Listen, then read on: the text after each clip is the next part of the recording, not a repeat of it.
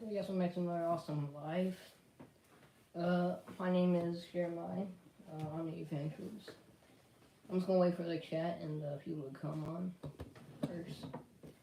Then we get to the Bible. Shout out to my grandma, because it's not my Bible, this is hers. She let me use it, so shout out to her. So yeah, I'm just waiting for the chat to come on. I'm gonna start opening up. You guys have questions, I'm gonna answer them. Really, it's gonna be reading from the Bible and stuff, but I'm gonna wait a little bit later. I'm just gonna wait a little bit. What is up, best guy? What is up?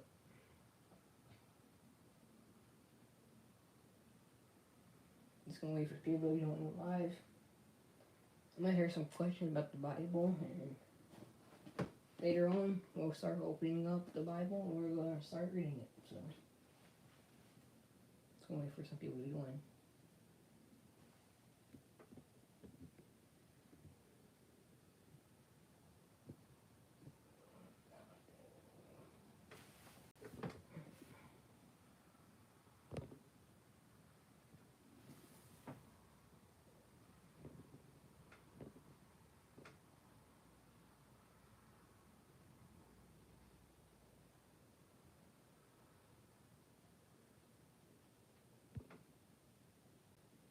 What's your favorite person in the Bible?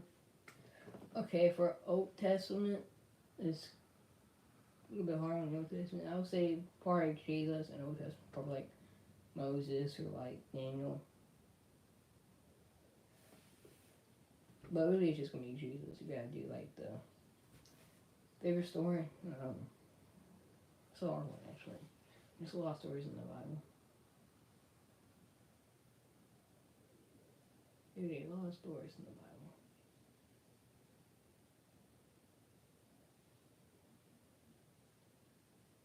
I have a lot of favorite stories in the Bible, so it's kind of a hard one.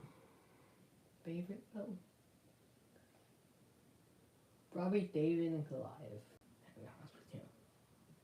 Because, like, David was a little shipper boy. And then you see a giant named Goliath with all the armor on, and, like, he has everything. Like, he has the entire armor. He has, an army with him. Not to say hi. You guys watching. I'll say David and Goliath because that shows how much that God could turn a shepherd boy, someone who was, I would say, kind of weak.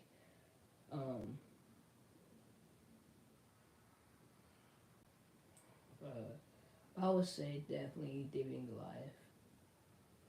Hey, why you call me a weirdo, bro? No, why you call me a weirdo? Yo, Allo XXX, why you call me a weirdo, bro?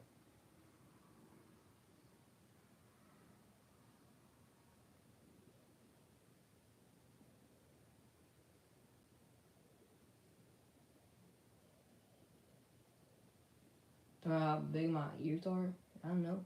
Alright. Shut up, bro. My genetics. Shut up.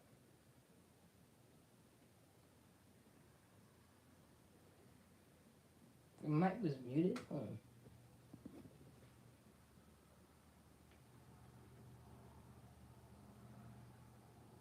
Yo, Allo, I might ban you right now, bro.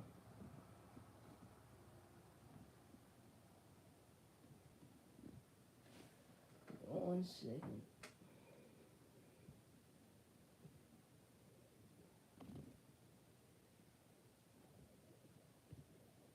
So I can't get through this. There we go.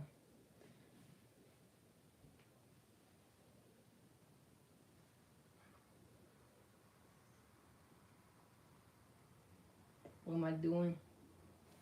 So basically what I'm doing is I'm going to answer some questions about the Bible, and also we're going to be talking about the Bible later on. I'm going to read you guys a couple scriptures, but really right now I'm just me answering some questions you guys have on my channel, or just about the Bible. I was going to put it on the title, but didn't let me do that this time. I don't know why. But yeah, that's what we're going to do. We're just going to answer some questions about the Bible, and we're going to start reading the Bible. And yes, I do know Mr. Beast. I don't watch him no more, but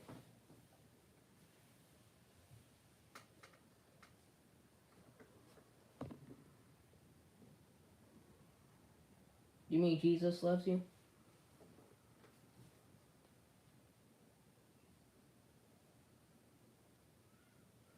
You do realize that Satan, Lucifer, the devil, made a rebelled against God.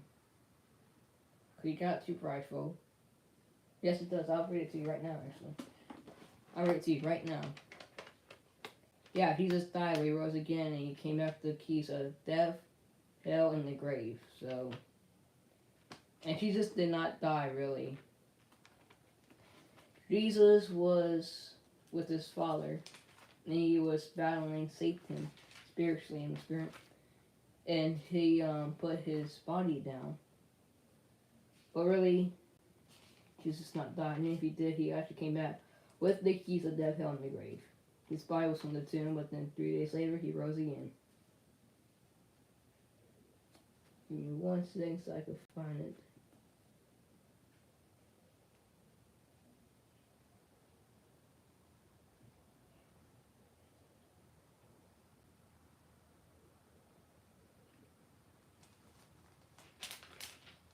Give me 1 second.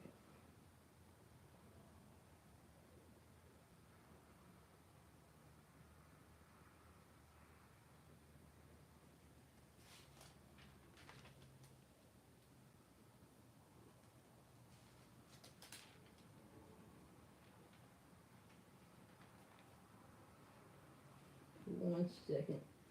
I'm trying to find it right now. It's a little hard.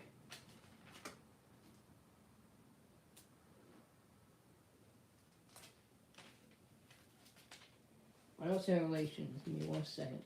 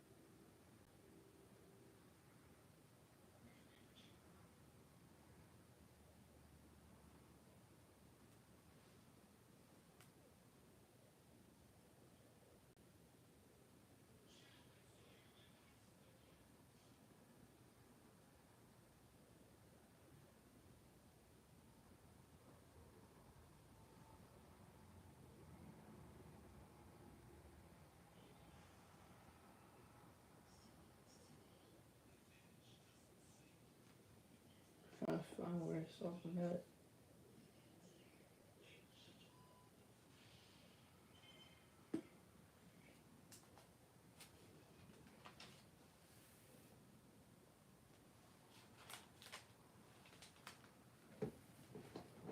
Give me 1 second, you guys. I'm trying to find it. It's a bit hard right now.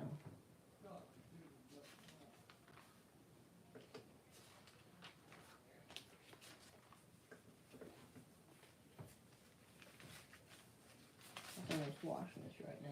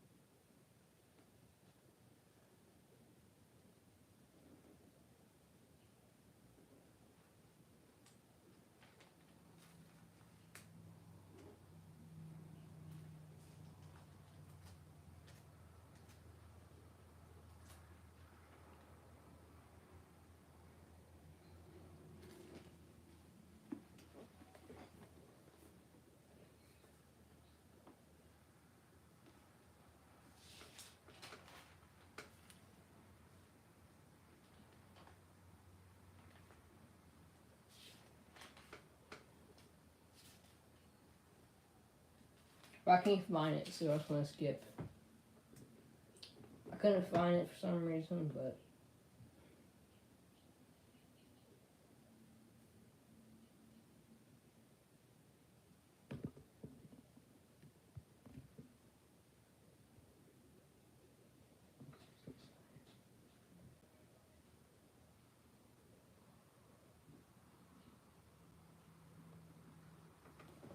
Alrighty, so I couldn't find where it's talking about Satan getting kicked out of heaven with his rebellion and all that stuff. I tried to. I looked all through the entire Revelation and it was everything I could find. I couldn't find it for some reason. I don't know why. But I tried to find it. And then yes, for those who are watching right now, so basically what I'm doing this live is basically to answer some questions of the Bible. And then with me reading the Bible later on. What is up, Urban? What is up?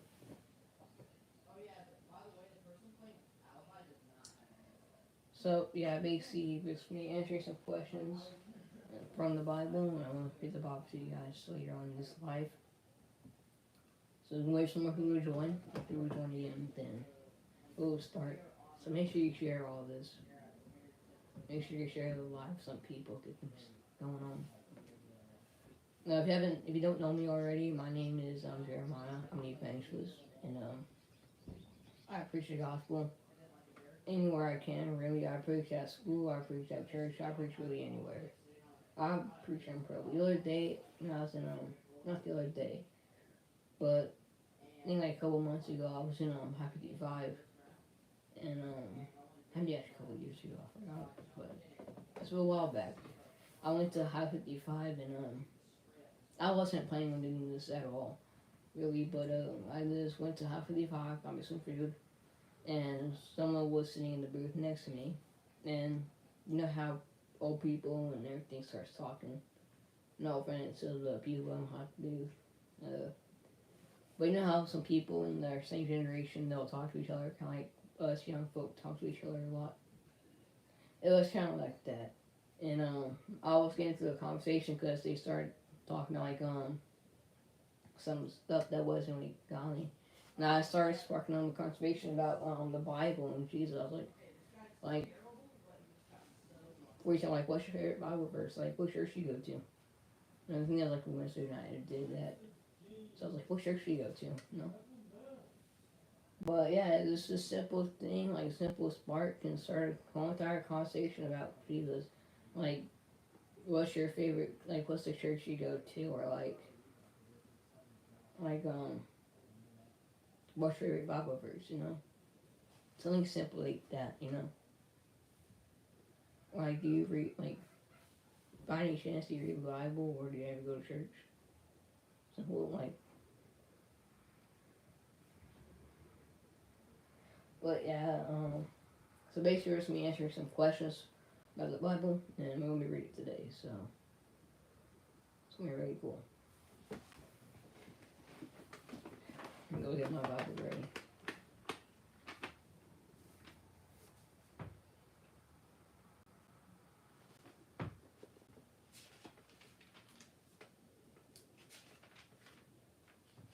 John, where's Peter at? Not Peter, James. Where's James at? Is that after or before?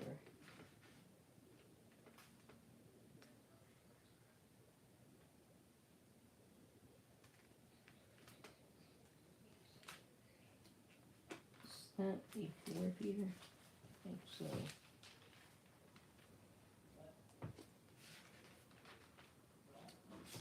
Trying to find James. There we go. There we go. Found James.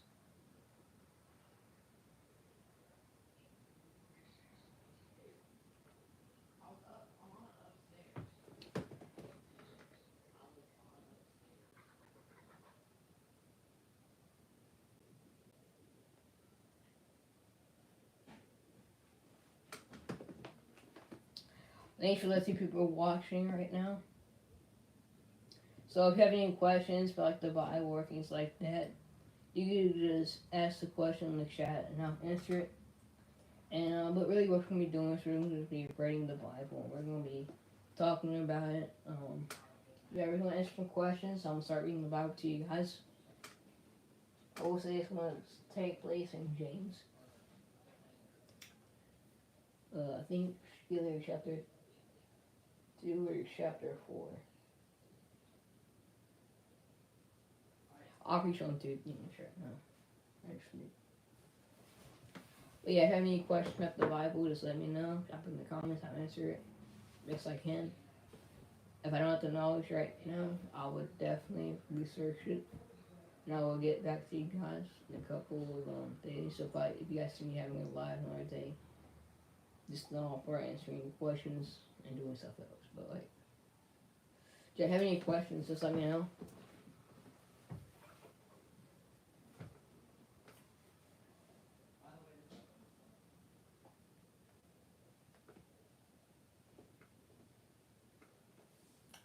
Yeah, if you have any questions, let me know, and I'll answer them. You guys want me to go ahead and get started? No, let's go ahead and get started. James chapter 2, verse 14. We're going to go all the way down to 26. And faith without works is dead. What does it profit, my brethren, if someone says he has faith but does not have works? Can faith save him? If a brother or sister is naked in this fruit of daily food, and one of you says to them, depart in peace, be warm and filled, but you do not give them the things which are needed for the body, what does it profit? Thus also faith by itself, if it does not have works, is dead. But someone will say, you have faith and I have works. Show me your faith without works, and I will show you my faith in my works. You believe that there is one God, and you do well. Even the demons believe and tremble. But what do you want to know, O foolish man? That faith without works is dead. Was not Abraham our father justified by works when he offers Isaac, his son, to the altar? Do you see that faith was working together with his works? By works faith was made perfect. The scripture was fulfilled which says, Abraham believed God, and it was accounted to him for righteousness, and he was called the friend of God. You see that the man is justified by works and not by faith only. Likewise was not Rahab, the harlot, justified by works when she received the messengers and sent them out another way. For as the body without the spirit is dead, so faith without works is dead also. A lot of people don't like hearing this, and usually when they hear that message, they bring up Titus chapter 2, verse 8 to 9. But really, this comes after Titus. I really do believe that faith without works is dead, because what is faith without any works? It says right here that demons should not obey. In verse 19 it says, you believe that there is one God, you do well. Even the demons tremble and obey. It says that even demons believe and tremble. Let me get that in your head. Even demons believe and tremble. They believe in God, so just believing in God is not going to save you. Having faith in God is not going to save you. If your faith does not have any works with it, if you're not coming to sick, if you're not casting out demons, if you're not preaching the gospel, if you have no works, if you don't have this fruit of the Spirit, where's your faith at? Because I'm not seeing anything. I'm seeing not of God, but I'm seeing of Satan. I'm not seeing that. If you say you have faith in God, but you do things that are against God, if you do things that are really like of the world and of Satan, I'm not seeing no faith. I'm not seeing him believe in. Let's use me for example. Let's say that I believe in God. I believe in there's one God. And I say I have faith. If I don't have any works, if I don't heal sick, if I don't go cast out demons, if I don't preach the gospel, if I don't have the fruits of the Spirit, all the works, if I don't have not even one work in me, how can I say that I have faith? If faith that works is dead. I'm not saying that you need works to get into heaven, but what I am saying is that if you don't have any works with faith, you definitely don't have any faith. So whereby we do say that works does get you into heaven a little bit. You know, there are some parts of it that they say works do not get you in heaven because you bring up some valid points. But really, if you think about it, if faith without works is dead, then you really don't have any faith if you have any works. But really, the reason why I say that works when you get you in heaven, because you see how the man on the cross right next to Jesus, he didn't have any works in him. Nothing. He was, all his life was just disobeying God, was like not following his commandments. There was no works at all in him. But then God forgives him because he had a lot of faith in him. Now there are exceptions with that. There are times where works do not get you into heaven. It's purely off your faith. And if you live that life full of like works of Satan, if you live a life that's full of sin, disobedience, you really won't like that shows you don't have that much faith. But even then, you see the man on the cross, he has so much faith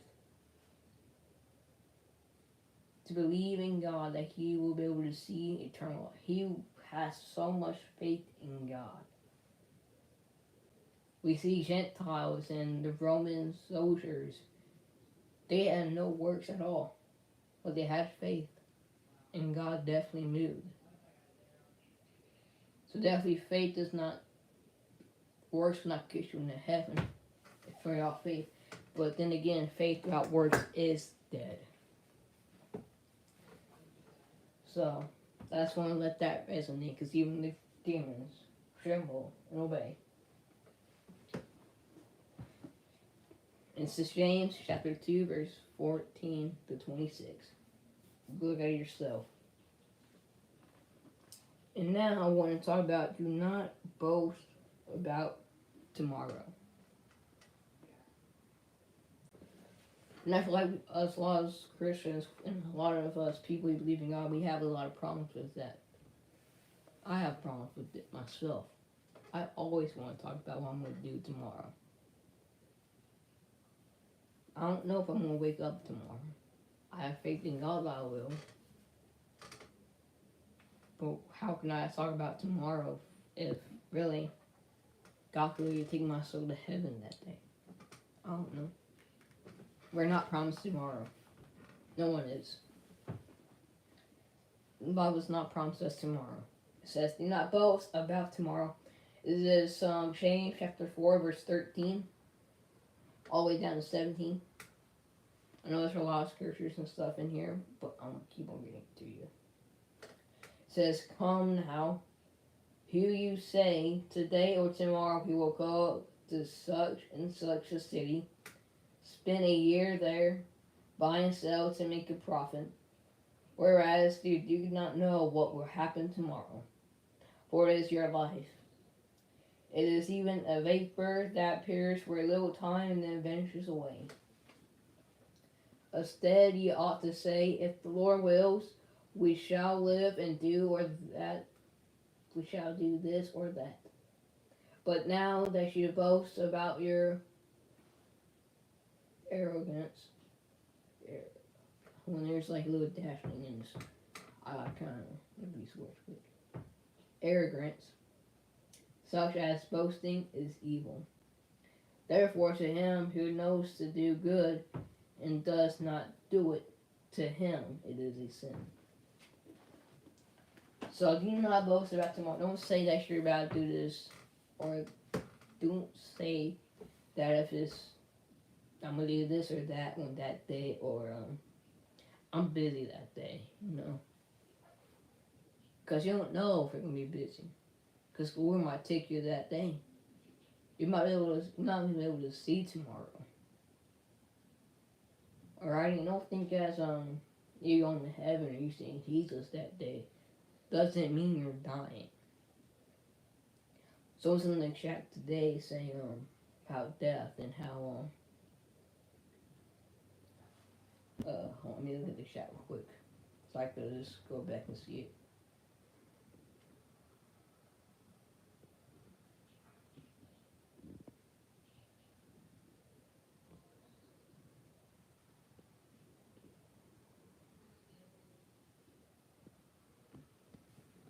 1 second.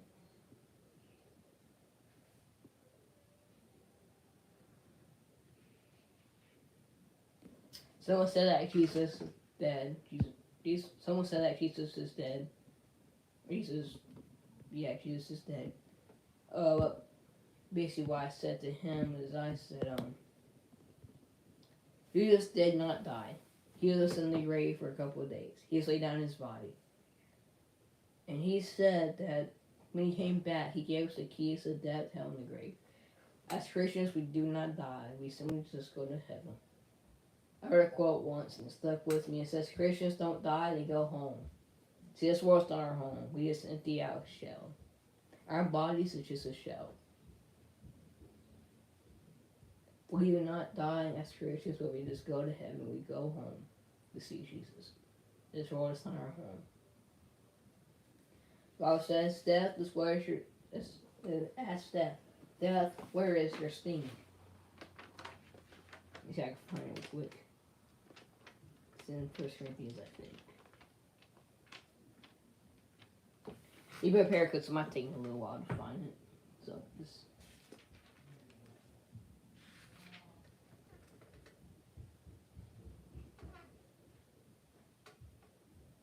Alright, found it. 1 Corinthians chapter 15, verse 55 says, O death, where is your sting? O Hades, where is your victory? So basically when it's saying Hades, it's talking about the devil. It's talking like hell, grave, things like that. It says, O death, where is your sting? Death does not have a sting no more. Hell does not have a sting no more. The grave does not have any stings no more. Because Jesus came back with those keys. He came back a triumph. We have victory over death. We don't die, we go home. I want you to know that. But then again, do not boast about tomorrow. Do not talk about what you're going to do that thing. Because you do not know what will happen. You don't know if God's going to take you. You don't know what's going to happen. Alright? So do not boast about tomorrow. And I'm not going to sit here and act like I'm perfect, because I'm not. I still do that sometimes. I have a problem with it. There are things I have problems with. I'm not perfect. But I try to be. But really, it is time. I just had to do two things, and that is faith without works is dead, and that do not boast about tomorrow. So that's it for this live. I'm using the last couple minutes to see if anybody has questions or anything like that. So if you guys have any questions or anything you guys want to ask me about the Bible or the channel, you guys can just go ahead and do that.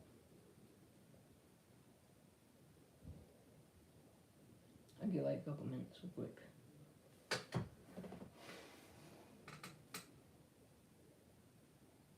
I'll wait till I get to